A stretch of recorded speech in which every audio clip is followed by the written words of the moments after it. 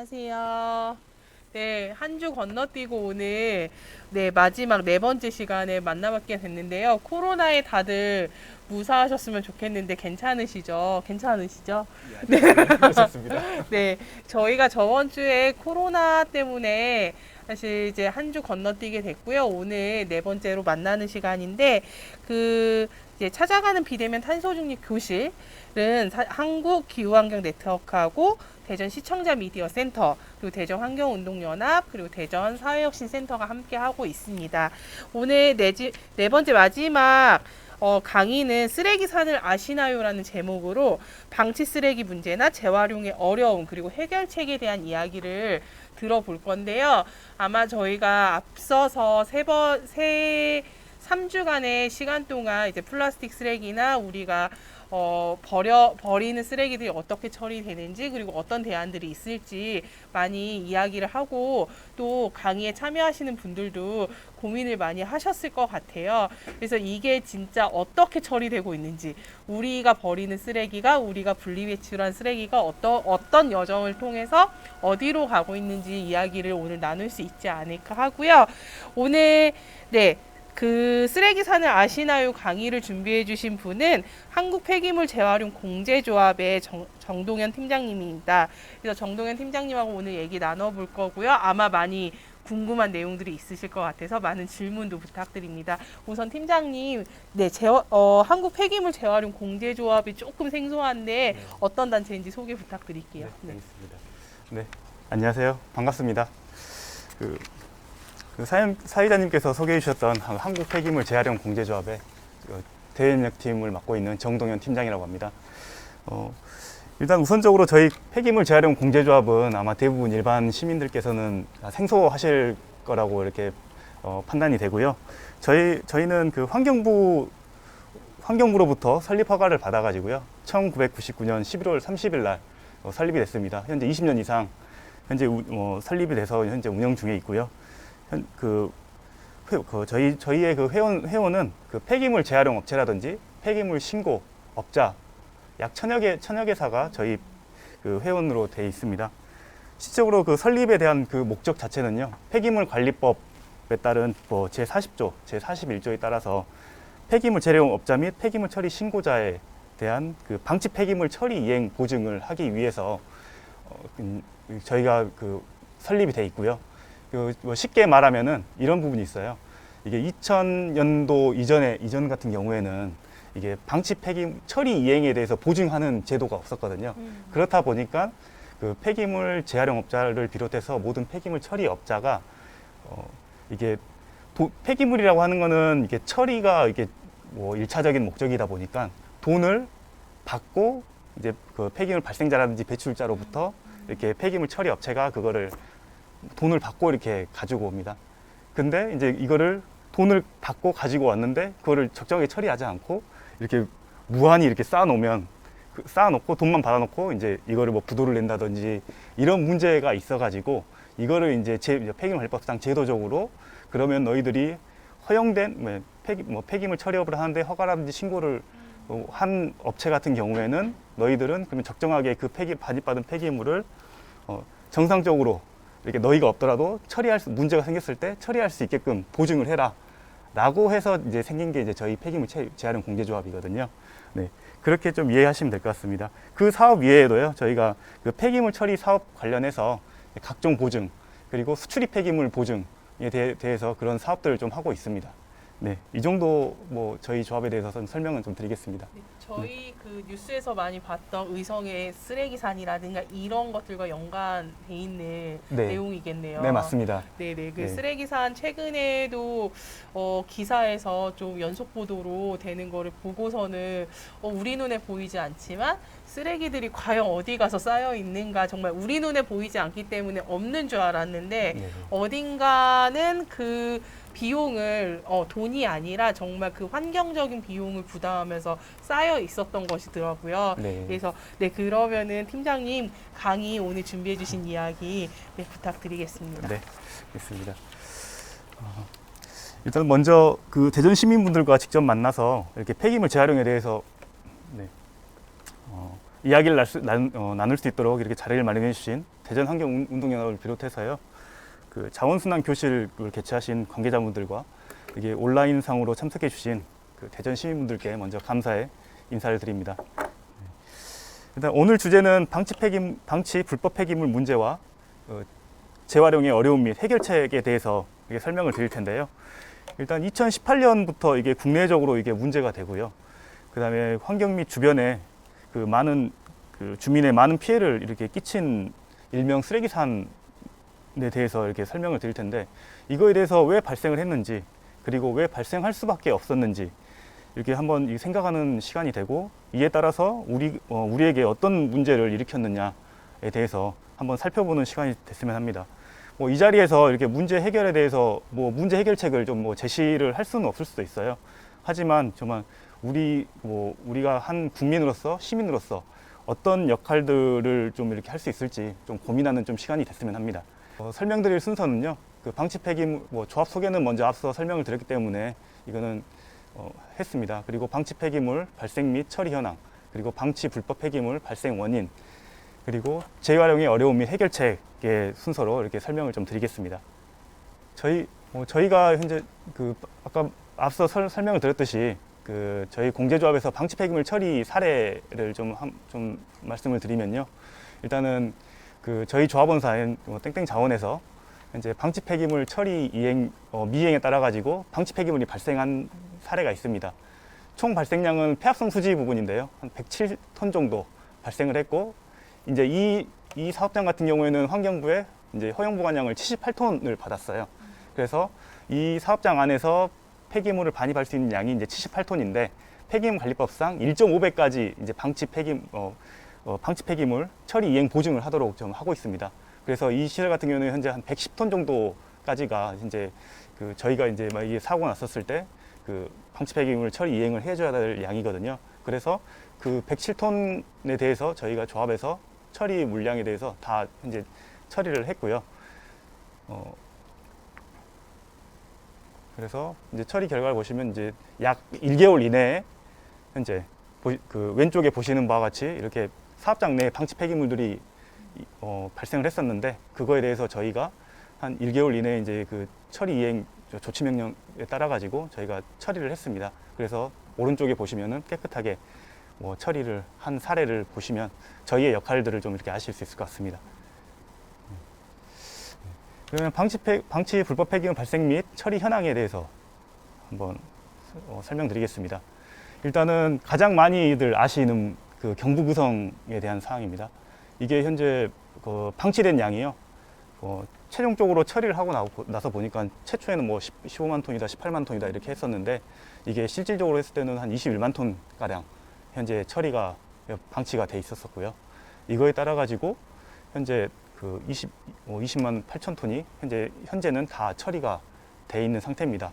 근데 이때 이제 투입 예산을 보면요, 이게 국비로 185억 원, 지방비로 현재 97억 원 정도가 현재 예산이 투입이 됐고, 총 282억 원에 대한 막대한 비용이 현재 투입이 됐습니다. 그러면은 처리 방법으로 보면은 현재 시멘트 보조 연료로 한 9만 5천 톤, 순환토사로 5만 2천 톤, 그리고 나머지 소각 매립으로 이제 단순 소각 매립으로 해서 6만 1천 톤 정도가 현재 처리가 된 걸로 이렇게 나와 있습니다. 현재 왼쪽에 쓰레기가 방치되어 있는 사진들을 보시면요, 알겠지만 건물 대비해서 봤었을 때 정말 산을 이루고 있는 걸 좀 보실 수 있을 거예요. 그리고 오른쪽은 현재 다 정부 예산을 투입해서 처리가 되어 있는 상황이고요. 그리고 현재 저희 대전 인근 지역에 있는 현재 충남부여에 대한 사례도 있습니다. 여기 같은 경우에도 한 3만 2천 톤 정도가 현재 방치가 되어 있었고요. 이제 투입 예산이 국비가 55억 원 정도, 지방비가 37억 원 정도로 한 95억 원 정도 이제 국가나 지방비, 공공예산이 이제 투입이 돼가지고 전량 소각으로 처리가 됐습니다. 이게 포크레인 크기를 비교했을 때 전체 폐기물들이 쌓여 있는 현황들을 좀 보시면 얼마나 많은 폐기물들이 쌓여 있었는지 좀 가늠해 보실 수 있고요.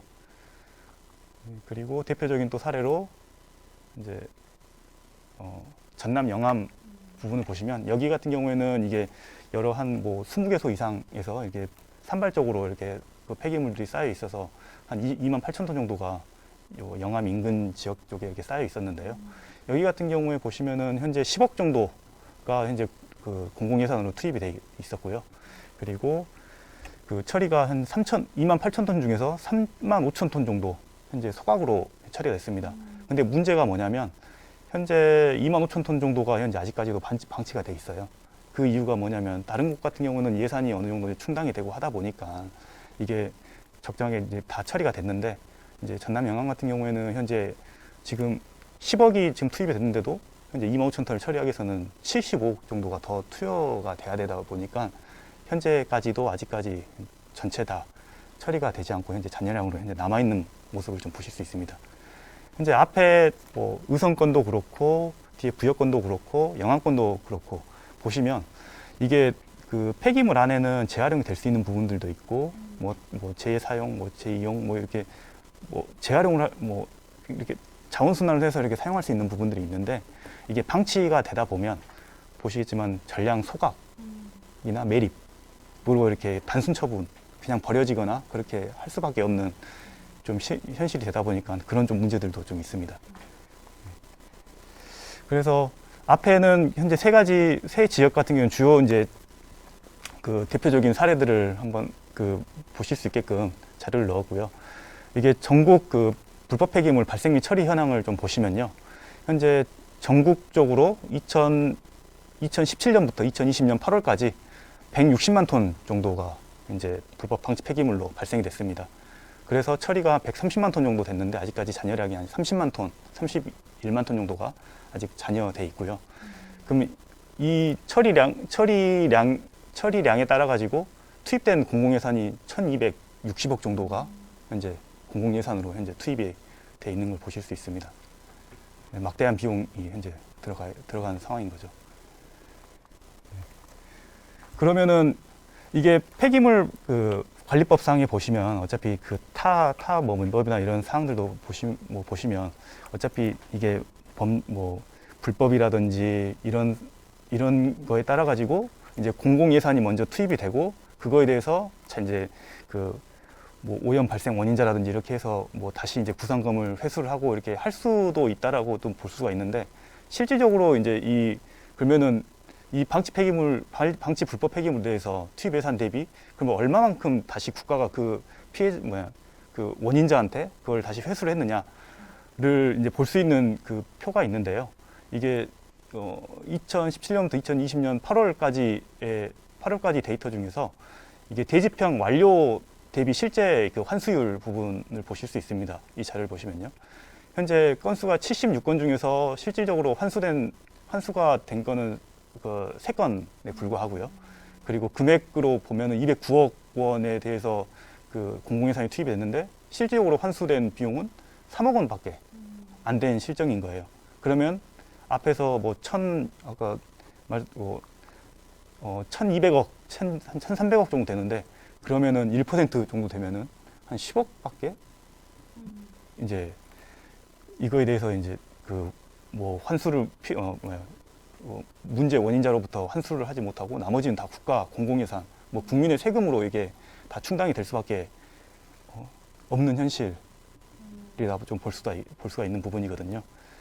이제 그리고 또 아래 또 사항을 좀 보시면 이게 앞에 의성이라든지 이런 문제로 인해 가지고 환경부에서 2019년 2월 달에 환경부에서 그 전국의 방치 폐기물, 불법 폐기물에 대해서 전수조사를 했었습니다.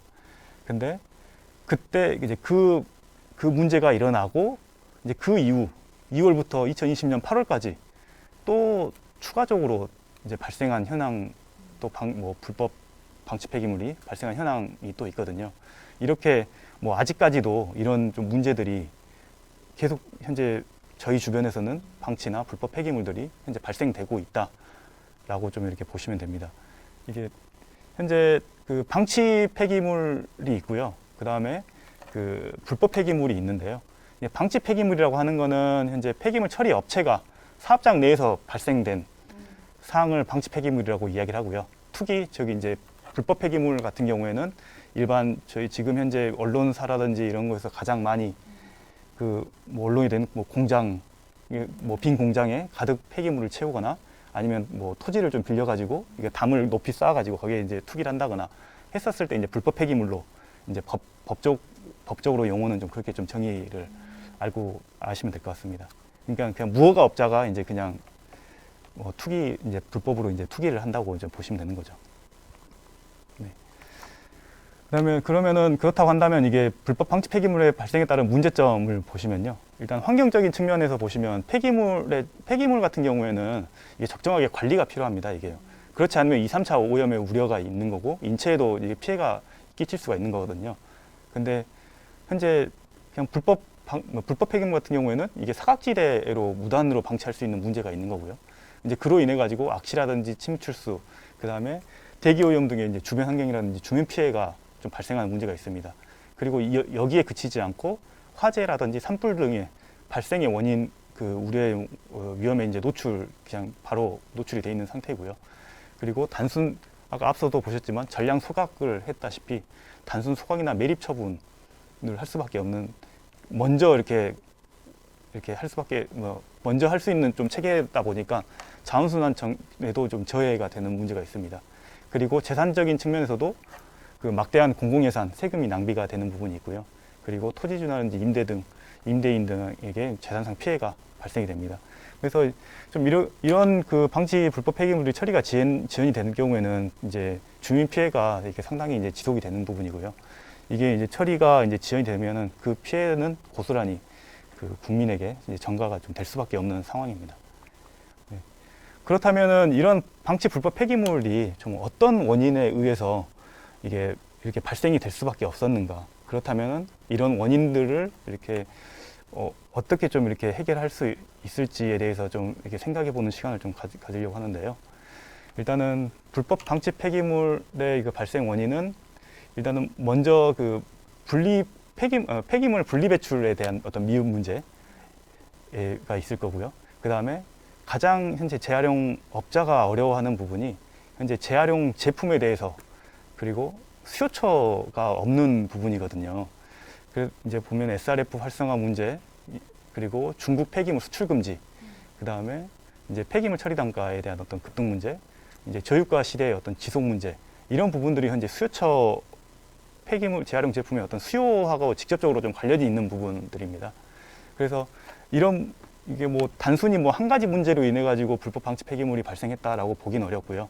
이런 그 뭐 배출 단계부터 해가지고 이제 수요처 문제가 이제 여러 가지 이제 사안들이 이제 이게 복합적으로 이루어지다 보니 발생을 하다 보니까 불법 방치 폐기물에 대해서 이게 발생이 이제 촉발됐다고 좀 보면 될 것 같습니다. 우선적으로 국내 생활 폐기물 중에서 폐합성 수지류 발생 현황입니다. 현재 그 위에 파란색 그래프를 보시면 현재 그 생활 폐기물 전체 발생량인데요. 현재 지속적으로 폐기물이 현재 발생이 증가가 되고 있습니다.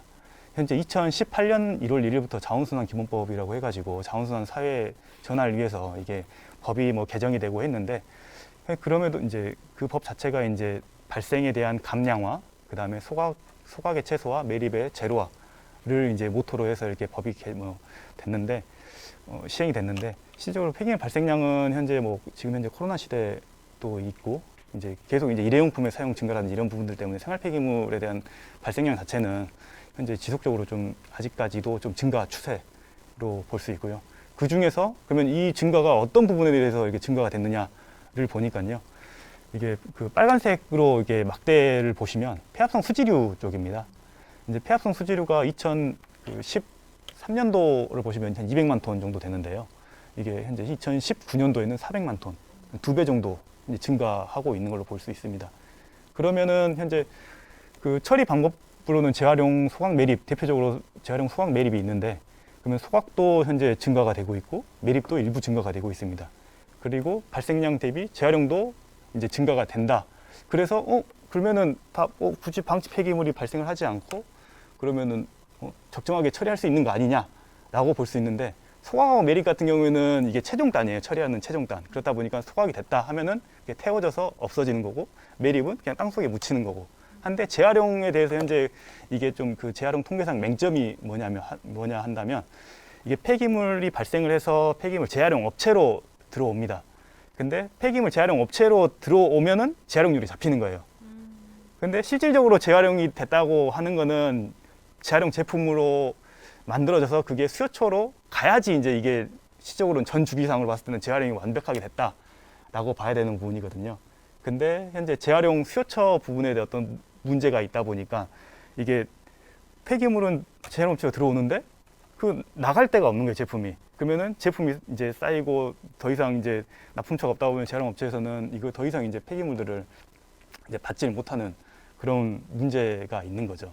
그래서 이게 재활용률이 이제 높아졌다라고 하는 게 이게 전체적으로 국내에서 이제 그게 제품 자원순환 제품으로 해서 이게 자원순환이 원활하게 좀 이루어진다라고 좀 보기는 좀 현재 이 뭐 그래프 데이터로만 봐서는 좀 그런 좀 문제점이 좀 있거든요. 현재 그 중국 폐기물 수출 금지에 따른 좀 영향을 또 보시면요. 앞에는 발생량이 현재 증가했습니다. 근데 발생량이 증가했으면 그거에 따라서 처리가 돼야 되는데 이 중국 폐기물 수출 금지에 따른 영향을 보시면 2018년 1월 달에 이게 중국에서도 이것도 이제 언론 보도상에서 많이 이제 보도가 된 사항들인데요. 이게 중국에서 폐기물을 이제 더 이상 수입을 안 하는 거예요.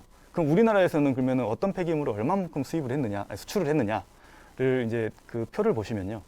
이게 2017년도에 중국으로 수출하는 총계가 21만 톤 정도가 됩니다. 그 중에서 폐합성 고분자 화합물, 즉 이제 폐합성 수지 부분인 거죠. 폐비닐이라든지 이런 부분들을요. 그게 20만 톤이었었거든요. 근데 2020년도 보시면 이게 13,000톤, 전체 수출량은 13,000톤인데 폐합성 고분자 화합물은 현재 2,000톤으로 줄었어요. 그렇게 된다고 하면은 매년별로 20만 톤 이상이 국내에서 처리되는 양으로 발생을 하는 거예요. 발생량은 늘었는데 그 전에 이제 이게 20만 ton 정도가 중국으로 수출이 됐단 말이에요. 근데 그 수출된 물량이 수출되지 못하고 국내에서 처리해야 되는 거야. 근데 재활용이라든지 소각 매립에서 그 량이 커버가 돼야 되는데 이제 커버가 이제 안 되는 그런 문제를 좀 이렇게 같이 좀 결부해서 보실 수 있는 거고요. 그리고 이제 고용연료 제품 이제 SRF 활성화 정책의 어떤 문제가 좀 있는 부분인 건데요. 2008년도에 이제 범정부 이제 폐자원 에너지화 활성화 정책이라고 해서 좀 이런 이제 가연성 폐기물, 이제 폐합성 고분자 화물연의 폐합성 수지라든지 이런 폐기물들에 대해서 단순히 소각 매립을 하지 않고 어떻게 하면은 이게 물질 재활용이 되지 않는 그 재활용 가능한 가연성 폐기물에 대해서 어떻게 하면은 이게 그 재활용할 수 있겠느냐를 이제 고민을 하면서 이게 2008년도에 이제 SRF 이제 폐자원 에너지 활성화 정책이라고 해서 SRF 이제 활성화라든지 이런 부분에 대해서 정책이 이제 마련이 됐습니다.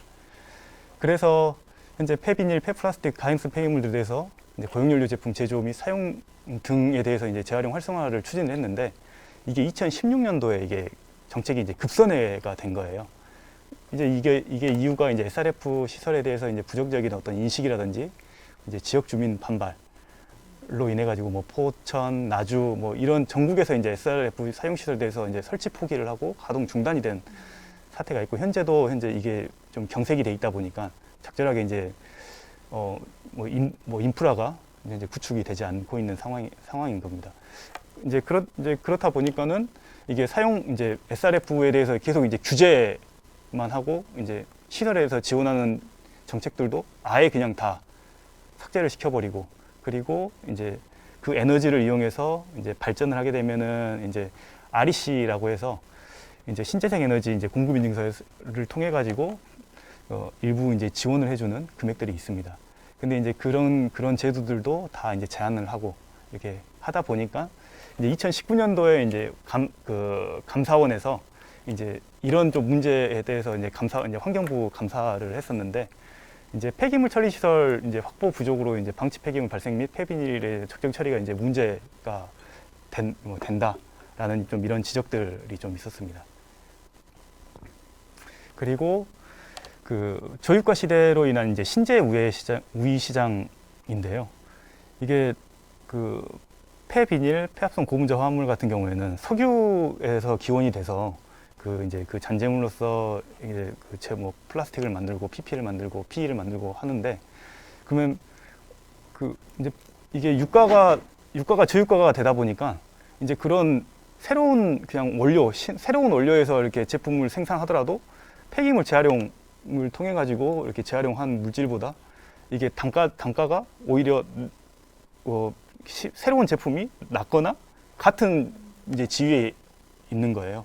그렇다 보니까 그러면은 일반 그 뭐 국민이라든지 일반 뭐 산업체 같은 경우에는 그러면은 굳이 뭐 우리가 새로운 제품을 쓰지 뭐 재활용 제품을 쓰느냐라고 이제 하는 어떤 신재화의 어떤 가격 경쟁력이라든지 뭐 제품 경쟁력 이런 부분에서 좀 밀리다 보니까 재활용 이제 그 제품들이 이제 갈 곳이 이제 또 이게 좀 그 마땅치 않는 그런 문제들도 이제 있었고요.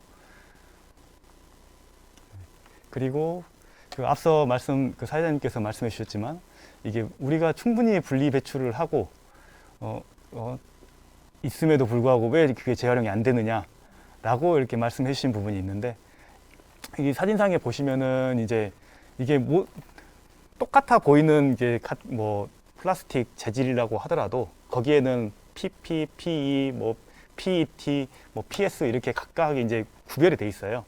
실질적으로 이제 그 제품 원료를 납품하기 위해서는 그 원료 생산하는 제조업체에 그 특정한 한 가지 단일 물질 그리고 일정 수준 이상 이물질이 혼합되지 않고 이런 물질들을 이제 반입을 받아야지 불량률이라든지 제품의 품질들을 맞출 수가 있는 건데, 이렇게 다양하게 이렇게 섞여 있어 버리면 이거를 선별이 완벽하게 되지 않으면 그런 물질들이 들어가게 되면 이제 제조업체 그 제조를 하는 그 원료 제품을 가지고 제조하는 업체에서 충분히 이제 재활용에 대한 상품의 문제가 있다 보니까 이런 부분들을 좀 이렇게 뭐 사용을 거부하거나 좀 이런 부분들이 좀 있습니다. 그래서 보시면은 뭐 중간에 뭐 나무 젓가락이 껴 있다거나 그다음에 저렇게 용기 안에 이물질 일이 이제 들어 있다거나 이렇게 다른 물질들이 이제 같이 이제 혼합돼서 이렇게 들어가다 보니까 이게 뭐 저희 이제 이게 한 사람 한 사람이 정말 이렇게 가능하면은 이렇게 그 PET 재질별로 이제 오염되어 있거나 아니면 다른 품목들이 이제 같이 좀 포함되지 않게끔 좀 해 주셔야 되지 않을까. 저도 좀 실질적으로 이게 재활용을 제가 매 주마다 직접적으로 분리수거를 하거든요. 근데 이게 하다 보면 이게 좀 어렵고 귀찮을 때가 좀 있어요. 그래도 이제 재활용을 좀 이렇게 재활용업에서 좀 종사하는 사람이다 보니까 가능하면은 최대한 거기에 맞춰서 하려고 하는데 저 역시도 쉽진 않습니다, 그게요. 네, 그러면은 재활용의 어려움 및 그 해결책에 대해서 좀 한번 설명을 드리겠습니다. 현재 그 앞에서 뭐 그 방치 불법 폐기물에 대한 부분이라든지 그 뒤에서 이제 각각 이제 원인들을 보셨듯이 아시겠지만 이게 다른 폐기물들보다도 이게 문제가 되는 게 그 폐합성 수지, 그 폐합성 고부저 화합물임을 좀 이렇게 아실 수 있을 거예요. 그런 부분들이 현재 가연성 폐기물에 대한 사항들이거든요. 네. 현재 먼저 그 폐기물 발생 단계에서 현재 규제 강화가 좀 필요한 부분이 있습니다. 해결하기 위해서 이게 제조자에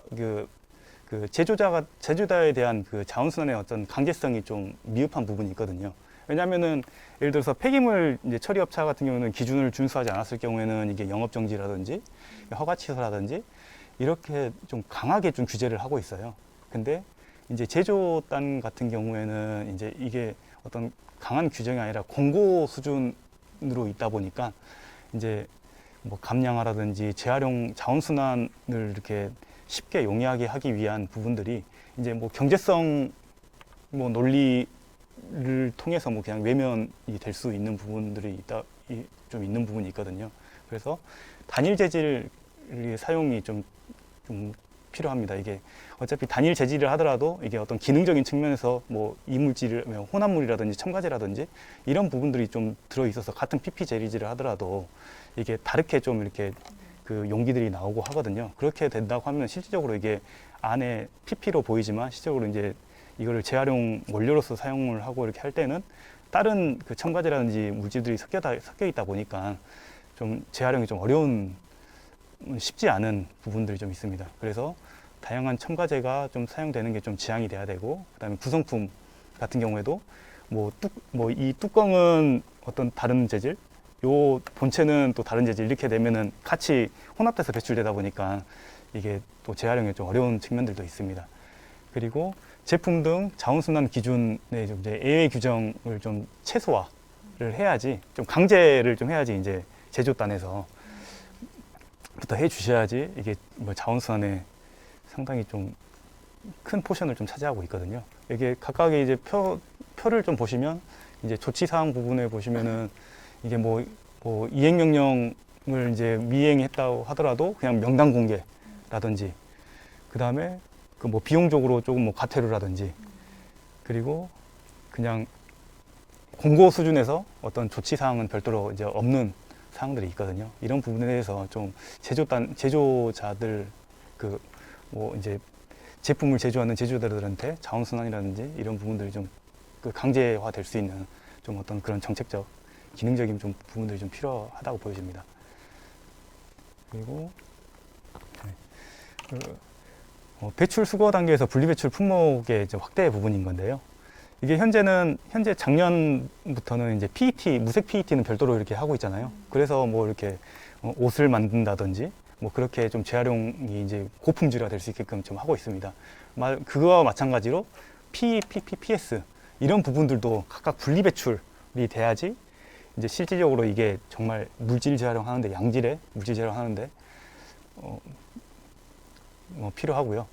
그 2022년도 이제 분리배출 표시라고 해서 환경부 고시가 현재 시행될 예정에 있습니다.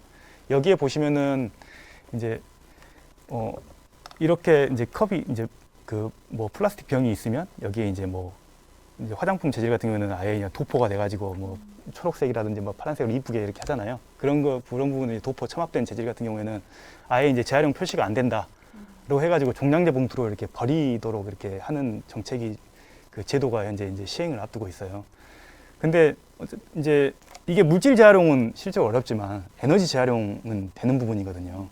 근데 이렇게 그냥 단순히 그냥 첨압된 경우에는 종량제 봉투로 배출을 해라라고 하게 되면 그 이제 지자체 폐기물 같은 경우에는 그 선별장이 있는 경우에는 선별을 하고, 그 다음에 이제 거기에 재활용되는 거는 재활용으로 가고, 그 다음에 재활용이 안 되는 건 소각 시설이 없으면 또 매립으로 이제 가도록 이제 지자체 같은 경우에는 그렇게 폐기물 처리 체계가 운영이 되고 있습니다.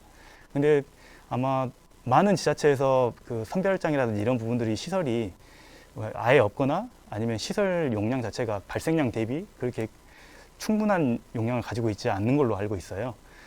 그렇다 보니까 그러면 소각으로 그게 이제 폐기물이 처리가 되는 부분이고, 근데 여기 그 환경부 자료를 보시면 현재 생활 폐기물 소각 시설 용량 대비 이제 부하율을 보시면 현재 평균 이제 100이라고 하면은 그 시설이 그 이제 해당 시설이 예를 들어 100톤을 처리할 수 있는 시설이다라고 하면은 100에 대해서 이제 100을 처리할 수 있어요. 근데 여기 보시면은 101.7, 뭐 소형 시설 같은 110까지 이렇게 하고 있다 보니까 더 이상 소각으로는 지자체 그 종량제 봉투로 뭐 생활 폐기물이 버려졌을 때는 이제 소각장으로 못 가게 되면 아까 매립장으로 간다고 했잖아요. 매립으로 될 수밖에 없는 상황들, 그냥 버려지는 문제가 있거든요. 그렇다 보니까 그러면은 이런 것들을 그냥 가연성 그냥 종량제 봉투로 버릴 게 아니라 가연성 종량제 봉투를 통해 가지고 에너지 재활용을 할 수 있게끔 별도 수거를 통해서 그렇게 하면 어떨까라고 하는 좀 제안을 좀 드리는 부분들이 있고요.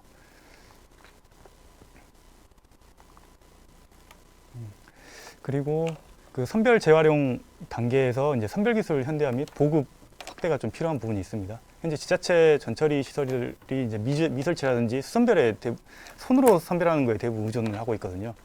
이제 그렇다 보니까 이런 부분들이 이제 양질의 이제 재활용 원료를 확보를 하려면 이게 선별이 잘 돼야 되는 부분이 있습니다. 그래서 그러면은 이제 그렇게 하기 위해서는 기초 지자체별로 다 이제 선별 시설이 의무적으로 설치가 되도록 할 필요성이 있고요.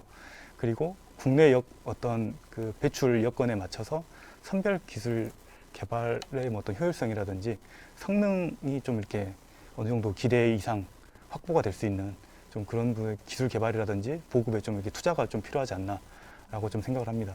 그리고 그 재활용 수요처 및 그 재활용 제품의 좀 다양성이 좀 부족하다 보니까요. 그 재활용 원료 사용 의무화라든지 그 재생 원료 활용 제품에 대한 연구 개발도 좀 필요한 부분입니다. 네.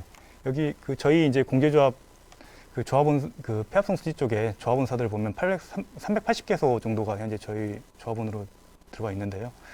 대부분 재활용 그 방법 중에서 재생 원료에 대한 부분이 거의 50% 이상을 현재 차지를 하고 있거든요. 그래서 재생 원료에 대해서 좀 사용 의무화라든지 재생 원료 좀 활용할 수 있는 기술적인 부분들, 기술 개발 이런 부분들에 대해서 좀 우선적으로 좀 필요하지 않나 좀 생각을 합니다. 그리고 어차피 이제 그 자원순환 체계를 보면 그 감량 그리고 뭐 재사용, 재이용 이제 그게 안 됐을 경우에는 물질 재활용. 예를 들어서 이거를 가지고 다른 제품에 이 제품을 그대로 물질을 그 재활용을 한다거나 아니면 타 용도의 그 제품으로 만드는 재활용, 물질 재활용이라고 하거든요. 근데 물질 재활용에는 한계가 좀 있습니다. 그렇다 보니 그렇게 된다고 하면은 이거를 그냥 소각이나 매립으로 할 거냐? 그냥 무조건 그러게 되면은 이게 너무 에너지원의 낭비, 자원의 낭비적인 측면들이 있다 보니까 그래서 현재 2008년도에 도입이 됐던 게 에너지 재활용 체계 부분이거든요. 그런 그 물질 재활용이 안 되는 부분에 대해서 보완적으로 에너지 재활용이 좀 활성화 좀 될 수 있게끔 그런 좀 제도적인 좀 활성화가 좀 필요한 부분이 있거든요. 이게 에너지 재활용이 경색이 좀 되다 보니까 이제 문제점들이 어떤 부분이 있냐면 이게 에너지 재활용 가능한 가연성 폐기물이 단순 소각 매립이 되는 문제가 있고요. 그리고 이제 단순 소각 매립 물량 이제 용량에 이제 국내에서는 소각장도 그렇고 매립장도 더 이상 이제 쉽게 짓지를 못하고 있어요. 그렇다 보니까 이제 수급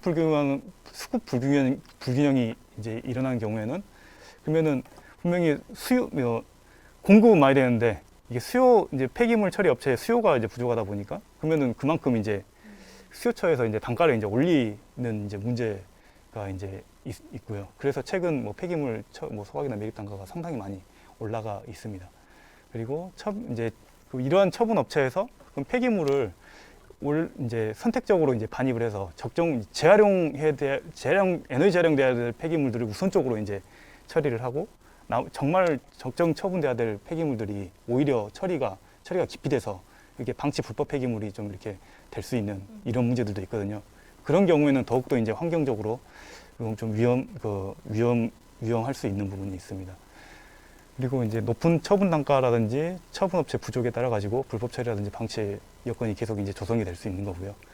등등 이제 여러 가지 좀 문제들이 좀 이렇게 발생이 될 수 있습니다. 네. 이상으로 좀 해온 좀 자료는 내용은 좀 설명을 다 드렸고요. 뭐 설명드리지 못한 부분들은 뭐 질문을 통해서 충분히 좀 답변을 좀 드리도록 하겠습니다. 감사드립니다. 네, 그러면은 지금 질문들이 좀 올라왔는데요. 우선 얘기를 들으면서 말미에 거의 이제 지자체별로 선별장이 꼭 필요하다라는 말씀을 해주셨는데 지금 현재 현황은 지자체별로 선별장이 따로 설치가 안 돼 있는 곳도 있는 건가요? 네, 그렇습니다. 이게 이제 기초지자체가 이제 그 선별장 같은 경우에는 이제 설치하도록 이제 권고를 하고 있는데요. 이게 이제 의무적인 건 아니다 보니까 이게 이제 하위 이제 뭐 시군구 같은 경우에는 설치가 안 돼 있는 곳도 이렇게 있습니다. 이게 사실 이제 도시화되면서 대전 같은 도시, 서울 같은 도시들은 많은 인구가 살면서 이제 많은 쓰레기를 또 생산하게 되잖아요. 자원을 이용하고 쓰레기를 생산하게 되는데 이것들이 결국에 다른 도시로 다른 곳으로 가게 되는데 어느 정도는 그 지역에서 생산된 쓰레기가 처리되는 과정이 필요할 것 같네요. 네. 대전에는 선별장이 있나요? 대전은 제 알기로는 뭐 선별장이 좀 있는 걸로는 알고 있습니다. 네, 네. 다행이네요. 네, 그 질문 올라온 거를 좀 이야기를 드리면 우선 방치 쓰레기 문제 해결을 위해서 이행보증금 단가 현실화가 필요해 보인다는 의견이 있으셨어요. 네. 그래서 이게 이행보증금 단가가 지금 어떻게 좀 실효성이 없는 수준인 건지. 현재 그 폐기물 처리 단가 부분은요, 아마 지금 환경부에서 연구 영역을 좀 하고 있는 상황이거든요. 그래서 지금 아까 말씀하신 대로 그 현실화하기 위해서 그에 대해서 현재 폐기물 처리 단가 대비 정말 이게 시장 가격이 이 금액 안에서 처리가 되느냐를 보고 그에 대해서 현재 개정 작업에 있는 걸로 알고 있습니다. 네, 그 부분은 아마 뭐 그 환경부에서 좀 진행을 하고 있는 부분이라서 아마 빠른 시일 내에 아마 그거에 대해서 확인을 좀 하실 수 있을 것 같습니다. 네, 이 빠른 시일 내에 현실화되지 않을까 기대를 해봅니다. 그리고 어떤 분은 강의를 통해 불법 폐기물의 심각성에 대해 알게 되었다고 하는데 대집행 비용 환수율이 1%밖에 되지 않는 것이 놀라웠고 불법 폐기물이 없으면 가장 좋겠지만 일반 시민들의 경우 불법 폐기물 신고를 잘하면 환수율이 높아질까요? 그러니까 신고 정신이 투철하면 이 환수율이 좀 높아질까요? 혹시 일반 시민들이 할 수 있는 활동이 있는지 이 불법 폐기물 관련해서 네. 일단은 이게 뭐 신고를 한다고 해가지고 뭐 환수율이 높아지거나 뭐 그렇게 되지는 않을 것 같아요. 왜냐하면 이미 발생된 만약에 신고를 한다는 거는 이미 시민분들께서 신고한다는 거는 이미 발생이 됐다라는 부분인 거잖아요. 신고를 하시는 거는 이건 예방 차원에서 하시는 부분인 거예요. 이게 저기 높은 울타리가 있는데 저기 뭔가 폐기물들 좀 많아 보이네. 그다음에 어떤 창고가 있는데 저기에는 폐기물이 처리 시설이 사업자가 아닌데 왜 저기로 폐기물이 들어가지? 좀 이렇게 좀 의심이 되거나 하실 때는 이제 뭐 지자체 뭐 환경 뭐 담당자에게 이렇게 신고를 하시거나 이런 경우에는 이제 예방 차원에서 이제 그런 이제 어차피 시민들 한 사람 한 사람이 이제 감시자가 되고 그거에 대해서 이제 지켜보는 뭐 CCTV 움직이는 CCTV의 역할을 이렇게 하실 수 있는 부분이 있으니까 상당히 좀 기여하는 부분들이 있으시는 거죠. 그런 부분에 있어서. 우선은 그런 좀 의심이 가는 지역에 내가 살고 있는 지역에 의심이 가는 좀 뭔가 보지 못했던 시설들이 있다, 수상하다, 뭔가 이랬을 때는 신고하는 것도 필요하고 사실은 말씀하신 것처럼 신고했을 때 이미 발생한 거기 때문에 예방하는 차원의 여러 가지 제도와 기준이 필요할 것 같다는 생각이 맞습니다. 듭니다. 그리고 선별 재활용 단계 부분에서 지자체 전처리 시설 미설치 또는 수선별 의존도가 높다라고 하셨는데 수선별 말고 어떤 선별 방법이 있는지 궁금하다고 일단은 합니다. 그 폐기물 그 선별 뭐 기술들을 보시면요, 이제 풍력에 대한 선별이 있고요. 그다음에 뭐 자력 그리고 그 뭐 정전기 그다음에 뭐 이런 그다음 그 뭐 입도 선별 뭐 이런 여러 가지 선별 기술들이 있어요. 근데 이게 워낙 이게 배출 단계에서 이게 혼합돼서 이게 하다 보니까 이게 실질적으로 그 저희 폐기물 재활용 업체 같은 경우에도 선별 시설들을 많이들 놓고 계세요. 처음에 이제 최대한 그 발생된 혼합돼서 들어오는 폐기물들을 이제 각각 성상별로 이렇게 분리를 하려고 이제 하다 보니까 최소 이제 단일 품목으로 분리를 해서 그 재활용 제품에 대한 어떤 용도에 맞게 원료를 생산하려고 그런 선별 그 설비들을 놓고 있는데 실적으로 이렇게 현장을 가보면 이게 제대로 기능들을 좀 발휘를 하지 못하고 있어요. 그런 부분들이. 네. 이제 그렇다 보니까는 이제 재활용 업자들도 이거에 대한 좀 더 고도화된 좀 기술이라든지 어떤 국내 실정에 맞는 그런 좀 기술들이 좀 개발이 좀 필요하다. 그러면은 재활용업을 하는데 상당히 좀 많은 도움이 되겠다라고들 말씀들 많이 하시거든요. 네. 예를 들어서 뭐 이제 가벼운 물질이 있을 거고 무거운 물질이 있을 거고 그러면은 이제 풍력을 그 이용해서 이제 바람을 쏴서 이렇게 뭐 날린다거나 무거운 물질은 그냥 떨어지게 하고 이제 그런 기술들이 있는데 이게 이제 혼합돼서 이렇게 들어오다 보면 그게 이제 쉽지 않거든요. 그러면 좀 다른 질문을 한번 해보겠습니다. 아까 이제 강의 중에 종량제 봉투 이제 우리가 폐기하는 버리는 쓰레기들이 생활 폐기물들도 사실은 강의에 지금 참여하시는 분들은 대부분 산업 폐기물이나 네. 불법 방치 폐기물도 관심이 있지만 내가 버리는 쓰레기에 대해서도 관심이 있을 것 같아요. 그래서 그 생활 폐기물을 우리는 지금 일반 종량제 봉투에 버리는데 그 대부분이 종량제 봉투에 싸서 버리는 쓰레기들이 네. 소각되고 있는 상황인가요? 네, 그렇게 좀 보시면 됩니다. 이게 선별장이 없는 경우에는요, 이게 선별장이 있으면은 선별장으로 가는데 이게 이제 폐기물 발생량 대비해가지고 재활용 시설, 그 선별 시설, 그다음 소각 시설, 매립 시설들을 현재 갖추고 있습니다. 어차피 생활 폐기물이라고 하는 거는 해당 지자체 내에서 이게 타 지역으로 이게 뭐 일부 경우를 제외하고는 넘어갈 수가 없거든요. 그다음에 해당 그 지역 내에서 이렇게 처리를 해야 되고 이제 뭐 광역화를 하는 경우에는 이제 그 광역화 대상에 포함된 지역이 이제 해당 타 지역에 가가지고 처리가 되기도 하는데 그렇게 되다 보면 이제 선별장이 있는 경우에는 일단 예를 들어서 100톤이 발생을 한다. 그러면 선별장에서 뭐 한 50톤, 뭐 소각에서 30톤, 뭐 매립에서 뭐 20톤 한다 하면은 거기에 맞춰서 이제 가다 보니까 이제 이 100톤이 뭐 선별장 갔다가 선별장에서 나온 게 소각이 되고 소각이 돼서 뭐 매립이 되고 이렇게 되는 구조는 또 아니거든요.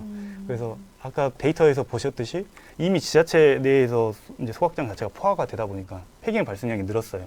그러면은 그 는 양에 대해서 그러면은 이게 종량제 봉투 어차피 이제 그 전에 이제 분리배출 되던 게 종량제 봉투로 넣으라고 하는 제도인 거잖아요.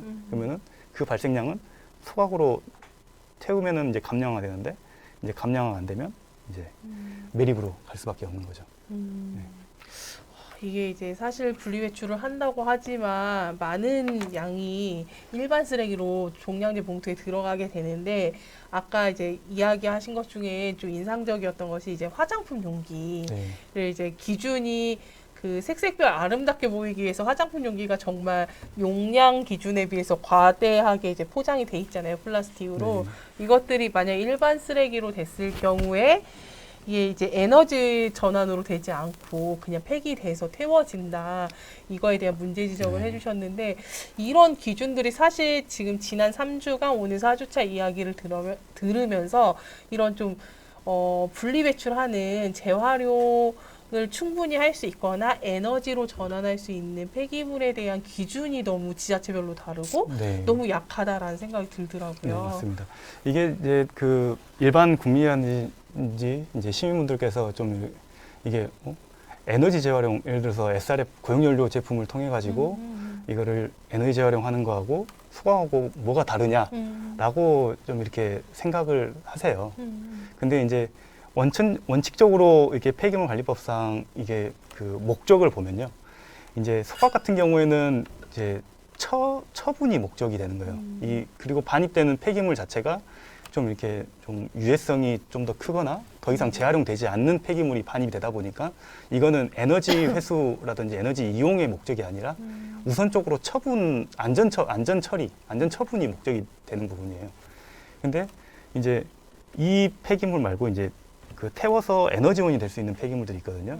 근데 그거 같은 경우는 이제 예를 들어서 뭐 유해성이 있거나 이런 부분들은 지정 폐기물로 해가지고 별도로 이제 분리를 하고 이제 그런 폐기물들은 에너지 재활용으로 할 수가 없는 거예요. 왜냐하면 지정 폐기물이라고 하는 거는 먼저 우선적으로 적정 처분이 우선적으로 돼야 되는 부분이거든요. 그리고 발열량 자체도 이건 낮은 폐기물이 아니라 3,500kcal 이제 그만큼 이제 좀 높은 에너지원으로서 가치가 있는 폐기물에 대해서만 반입을 받아서 충분히 선별을 하고 그거에 대한 기준을 갖추고 이제 고용연료를 현재 만들고 있는 거고요. 그걸 가지고 그냥 이렇게 만들었다고 해가지고 그냥 그냥 하는 것이 아니라 그 고용연료 제품 사용 시설이라고 있어요. 이제 시설에서 이제 뭐 대기 기준이라든지 그다음에 이런 부분들이 이제 현재 소각 시설보다 더 엄격하게 현재 이제 갖추고 있거든요.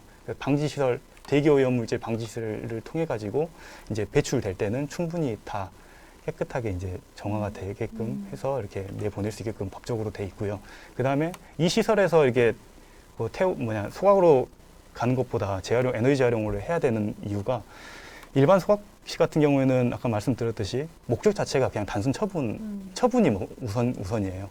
거기서 일부 뭐 소각 같은 경우에도 에너지를 회수해가지고 뭐 주변에 뭐 스팀을 공급하거나 발전을 한다거나 할 수 있는 거예요. 근데 그거 자체는 법적으로 의무가 없어요. 그래서 그냥 이게 처리가 되고 그냥 발생된 회수된 에너지가 그냥 날려버려도 상관없는데 이 에너지 재활용 같은 경우에는 법적으로 발생된 에너지를 회수하면은 100%다 활용을 하도록 의무적으로 그건 법적으로 담아놓다 보니까 그러면은 이게 에너지 재활용 쪽으로 가는 게 우리 뭐 자원순환에 좀 기여가 될 것이냐 단순 소각하는 게 뭐 이렇게 자원순환에 맞는 것이냐를 이렇게 판단해 보시면 될 것 같아요.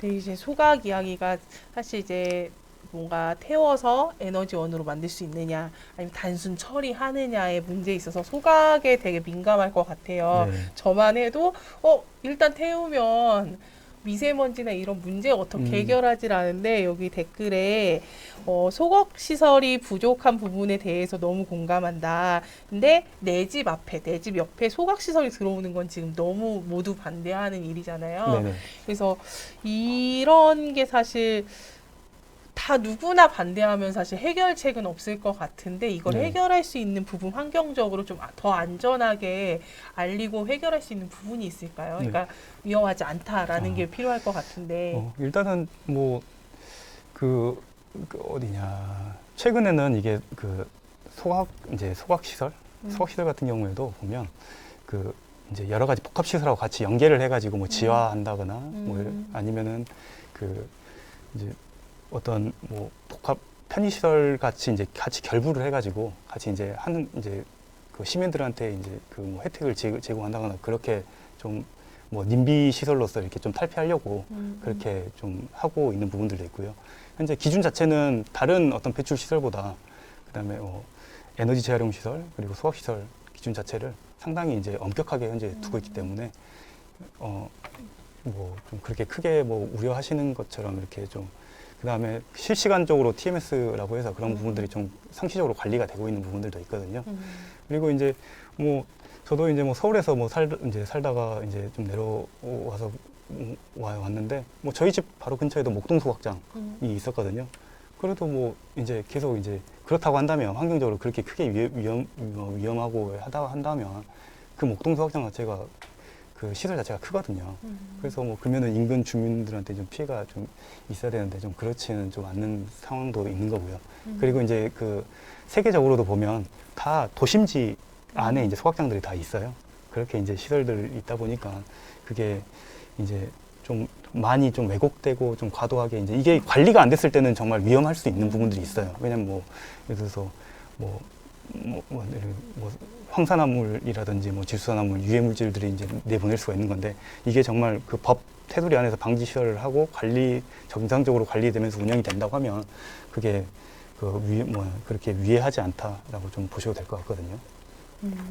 네, 사실 이제 저를 비롯한 많은 시민들이 궁금한 것은 이제 안전한가의 문제, 그리고 이게 투명하게 이제 그 정보를 잘 접하고 있느냐, 이런 거에서 모르기 때문에 많은 오해와 이런 것들이 발생하는 것 같아요. 그래서 사실은 그런 소각시설을 아예 안 만들 수 없는데, 만들게 된다면은 이게 어떤 안전 절차와 어떻게 관리되고 있는지 이런 네. 좀 정보 제공이 균일하게 좀 이렇게 필요하지 않을까, 기준이 필요하지 않을까. 사실 우리가 계속 얘기했던 부분들도 우리 쓰레기 버리는데 분리배출하는데 이게 어떤 기준을 통해서 어떻게 처리되는지 너무 궁금하다. 사실 그게 그런 자료가 별로 없더라고요. 네. 그래서 그런 게 필요할 것 같습니다. 네. 그리고 아까 강의 들으면서 좀 충격적인 게 그 불법 폐기물을 처리하는데 209억 원이 투입이 됐는데 환수율이 3억 원에 불과했다. 이게 너무 충격적인데 사실 국민이 내는 세금으로 이런 불법 폐기물들을 처리하는데 그래 처리까지 좋다고 하지만 이걸 발생한 사업자들은 처벌이 당연히 돼야 되는 게 아닌가. 근데 불법 폐기물을 처리하는 업체는 또 기준이 강화돼 있긴 한데 네. 불법 폐기물을 발생한 또 업체는 별로 기준이 네, 없다. 맞습니다.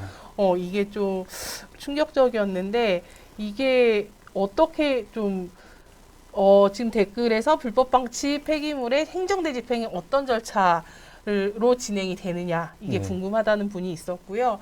이 문제를 좀 해결할 수 있는 기준들이 좀 논의되고 있는 바가 있는지 궁금합니다. 현재 이제 뭐 경부구성이라든지 이런 문제로 인해 가지고요. 현재 법이 많이 좀 강화돼 있습니다. 현재 뭐 행정 대집행에 대한 측면에서 이전에는 이게 좀 나눠서 보셔야 돼요.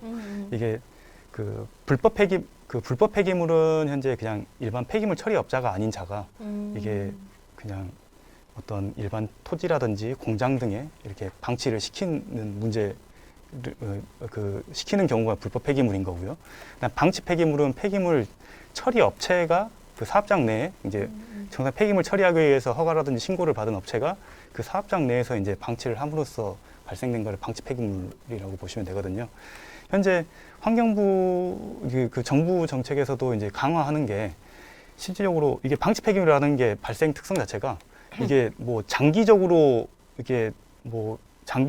이거를 뭐 폐기물을 계속 가져와 가지고 버리고 이렇게 해가지고 쌓이는 게 아니라 뭐 일주일, 뭐 며칠 상간에 그거를 그 많은 양을 쌓고 그냥 이렇게 뭐 도주를 하거나 이게 뭐 이렇게 하는 부분들이거든요. 그렇다 보니까 이게 이제 그런 이제 불법 폐기물 같은 경우에 이제 그런 좀 문제들이 좀 많이 있어요. 그다음에 이제 근데 이제 환경부에서 이제 그 정부에서 실질적으로 현재 규제 강화를 하는 부분들은 지금 일반 재활용 업체라든지 그 뭐 폐기물 처리 업체에 대해서는 좀 기준을 좀 너무 이제 오히려 이제 이걸 근거로 해가지고 지금 기준을 좀 강화하다 보니까 업체들이 이제 너무 이렇게 실질적으로 이제 이게 위험한 부분들은 뭐 공장이라든지 뭐 일반 토지들의 방치 불법적으로 이렇게 하는 그런 부분들이 이제 관리할 수 있는 기준들이 마련이 좀 돼야 되는데 그런 기준들은 좀 마련이 안 되고 오히려 적정하게 좀 운영하고 있는 폐기물 처리 업체로 이렇게 문제로 보고 좀 그렇게 좀 그 폐기물 처리업에 대한 또 기준만 좀 너무 강화한다라고 좀 어려움들 좀 토로를 하세요. 그래서 이게 현재 아까 사회자님께서 말씀하셨던 그 질문을 좀 답변을 좀 드린다고 하면 이게 그 불법 폐기물, 부적정 폐기물이라고 해가지고 폐기물관리법상 현재 대집행을 하기 위해서 그 원인 불법 폐기물을 행위자에 대해서 이게 구상권을 행사할 수 있는 거를 좀 범위를 좀 확대를 좀 시켜놨어요. 예를 들어 불법 부적정 폐기물 처리를 연루된 자, 그 다음에 관계자, 이렇게 동조한 자 이런 부분들까지 이렇게 범위를 좀 확대를 시켜놓다 보니까 그냥 대집행에 대한 어떤 범위를 좀 높여놓긴 했는데 이제 구상권을 청구하는 게 뭔가 재산이라든지 뭔가 이렇게 물건이 있어야지 그거를 할 수가 있는 건데 그거를 이미 이렇게 한 자들이 과연 그것들을 이미 한 자들이 그런 어떤 재산이라든지 그렇게 구상을 할 수 있는 여력들이 좀 있을지 그런 좀 문제도 있습니다. 이게 법은 그렇게 좀 강한 범위라든지 이런 것들을 해놨는데 그냥 벌금이라든지 조금의 벌금이라든지 그냥 한번 몇 년도에 징역이라든지 이렇게 좀 회피를 하고 하는 부분에서 그렇게 된다고 하면 실질적으로 어차피 앞에 말씀드렸듯이 공공 예산이 투입될 수밖에 없는 그런 부분입니다. 그래서 그런 문제들을 좀 해결하기 위해서는 어떤 부분이 필요하냐면 재활용을 활성화시켜야지 이런 불법 업자들이 이렇게 이런 불법적인 행위들을 할 수 있는 근본적인 좀 원인을 좀 이렇게 해결할 수 있는 부분이거든요.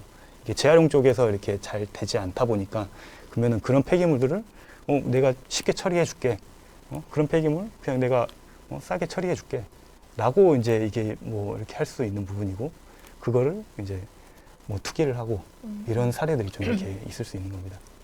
중요한 거는 결국 불법 폐기물이 발생하지 않도록 사실 생산 단계에서부터 이런 기준들이 좀 강화되고 재활용률을 높이는 방법밖에 없겠네요. 네. 네. 아까 말씀드렸지 재활용률이라고 하면 단순히 그냥 재활용 업체로 들어온 게 아니라 실질적으로 그게 재활용이 돼가지고 이제 원료라든지 이런 부분들이 실질적으로 이제 제품으로서 사용처가 높아지고 그다음에 같이 그런 부분들을 사용을 좀 해주시는 게 이제 그게 좀 필요합니다. 이거는 제가 이제 쓰레기 문제에 좀 관심을 가지면서 두 번째 쓰레기의 배신 중에 하나인 것 같아요. 이게 두 번째 쓰레기 배신이 재활용률의 비율을 보고 그나마 이 정도는 재활용이 되는구나라고 약간 안심할 수는 없지만 그래도 조금의 위안을 받았는데 사실은 그게 실제 재활용이 돼서 제품으로 나가서 사용이 되는 게 아니라 재활용 업체로 간 것만 비율로 잡힌다는 게 정말 배신감이 드네요. 네, 그 전에 이제 자원순환기본법 이전 단계에서는 이제 그냥 재활용 업체로 들어온 폐기물에 대해서 다 재활용으로 잡았는데 이제 자원순환기본법이 이제 시행되면서 이게 순환이용률이라고 해가지고 이게 이제 잔재물이라든지 이런 부분들은 또 빼고 이제 재활용률로 이렇게 잡고 이렇게 좀 약간 통계가 보완이 됐거든요. 근데 이 실질 재활용률이라고 한다면은 실질적으로 이게 재활용이 해당 재활용 목적에 맞게 만들어진 용도로 사용이 된 것까지 해서 잡아야지 실질적으로 정말 근본적인 재활용률이 아닌가 하는 생각이 듭니다. 네, 오늘 이야기 나누면서 정말 좀 새롭게 알게 된 배신감이 드는 이야기들도 있었고 충격도 있었는데 사실은 대부분 지금 강의에 참여하시는 분들이 어떤 사업주로서 불법 폐기물에 관심을 갖고 있다 이러기보다는 사실 생활 폐기물에 가장 가까운 폐기물에 관심을 갖고 있을 것 같고요. 또 우리가 또 불법 폐기물로 쓰레기 산을 이루고 이제 환경적인 문제들 이게 소각됐을 때 어떤 영향을 미치는지 이런 거에 대해서 정말 많은 관심을 갖고 있을 것 같은데 오늘 좀 이야기 나눠서 네, 어느 정도는 해소가 된 것 같고 좀 더 이거를 어떤 기준이라든가 자원순환 기본법이라든가 이런 것들도 좀 같이 공부해 보면 좋겠다라는 생각이 들었습니다. 오늘 강의 너무 감사드립니다. 네, 감사합니다. 네, 혹시 마지막으로 우리가 좀 더 재활용을 잘하고 네. 이 자원순환이 되고 불법 폐기물 문제를 좀 약화시키기 위해서 마지막으로 하고 싶으신 말씀 있으신가요? 일단은 그 아까 뭐 저희 해결책에서도 좀 말씀드렸듯이 이게 그 분리배출을 충분히 잘하고 계신데 조금 더 이게 그 신경을 좀 쓰셔가지고 이게 지금 아마 많은 뭐 환경부라든지 뭐 관련 단체들에서 재활용에 대한 분리배출에 대해서 홍보 포스터들이 많이 있을 거예요.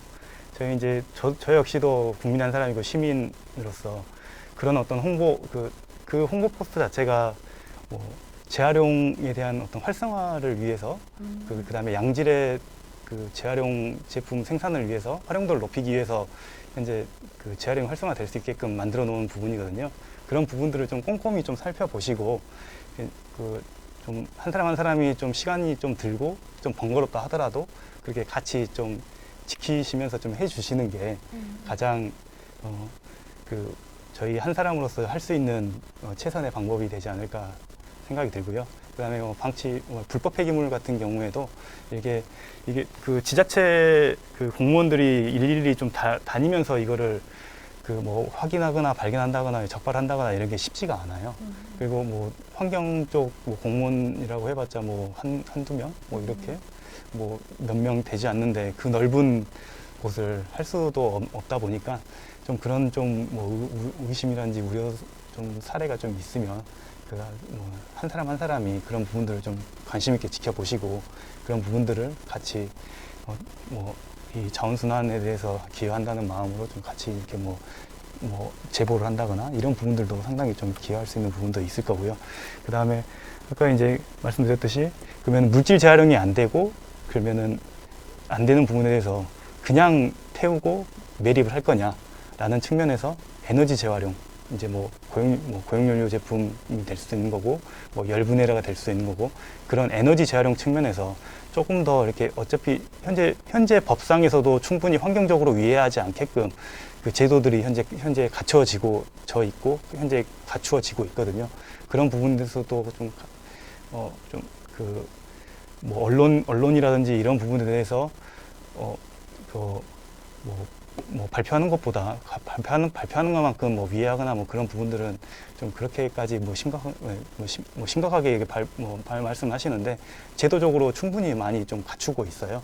그래서 에너지 재활용 측면에서도 좀 활성화될 수 있게끔 좀 많이 좀 관심을 갖고 재활용 활성화 될 수 있게끔 많은 좀 협조라든지 좀 응원이라든지 이런 부분들이 좀 필요하지 않나 좀 그런 부분 좀 부탁을 좀 드리고 싶습니다. 네. 네, 감사합니다. 그러면 네, 이제 마지막 오늘이 그 찾아가는 비대면 탄소 중립 교실 마지막 시간이었는데요. 마지막 활동 미션 소개해드리고 마치겠습니다. 이번에는 나는 지구 지킴이라고 해서 미션 2가지 중에 하나를 실천하시고서는 단톡방에 인증샷을 남겨주시면 되는데요. 미션 첫 번째는 지구 지킴이 인증샷. 그래서 나는 어떤 지구를 위해서 또 사실 지구를 위한 것이 나를 위한 것이잖아요. 내가 아는 사람들, 내 가족을 위한 것이기 때문에 지구 지킴이 인증샷을 하나 찍어주시면 좋을 것 같습니다. 그리고 두 번째 미션은요. 플라스틱 없는 시장 보기. 네, 시장에 가면은 그런 말이 있었죠. 과일을 샀더니 플라스틱을 샀더니 과일이 같이 왔나? 이런 얘기들이 있었는데, 네, 플라스틱 쓰레기 없이 한번 시장을 보는 미션. 이렇게 두 가지 중에 하나를 네, 실천해 보시고서는 인증샷을 찍어서 단톡방에 공유해 주시면 좋을 것 같습니다. 네, 그동안 4주에 걸쳐서 네, 함께 탄소중립 비대면 교실 함께 해주셔서 감사드리고요. 앞으로도 계속 대전 환경운동연합이나 저희 대전 사회혁신센터나 시청자 미디어센터 그리고 한국 기후위기 네트워크, 네, 기후환경 네트워크에서는 좀 시민들과 함께 할 수 있는 여러 가지 좀 의미 있는 실천들 프로젝트들 진행하면서 네, 기후위기에 대응하는 네, 시간 계속 만들어 볼 수 있도록 하겠습니다. 그동안 너무 감사드리고요. 앞으로도 관심과 뜨거운 애정 부탁드립니다. 감사합니다.